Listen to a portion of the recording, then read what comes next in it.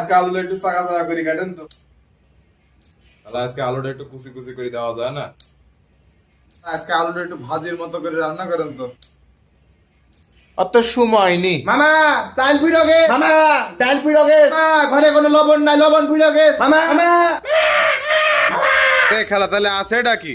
পানি আছে গরম করে দেবো, গ্যাসও তো ফুইরো গেছে। মেসে শাল পাল কি আর আলু ছাড়া কিছু বোঝে নাকি? হ্যাঁ আপনি বলেন যা পারে না চায়ের মধ্যে আলু সুবা সুবা খায়। আমি 1-2 মাস এমন রান্না করব, শাল পালে নিজের মায়ের হাতের রান্না ভুলা ফেলবো। হ্যাঁ এম্মা করে ওগের একদম ক্যাপচার করে নেবো, তারপর দেখাবো আসল খেলা। অত সুন্দর রান্না করলে কি খালার সমাজে মুখ দেখাতে পারবো নাকি আমি? শাল আসে আমার সেদিন বলছে কি, খালা এ নাও পুলাস চাল, এ নাও দুধ, আর এ নাও চিনি, একটু পায়েস রান্না করে দাও তো, খাতে ইচ্ছা করছে।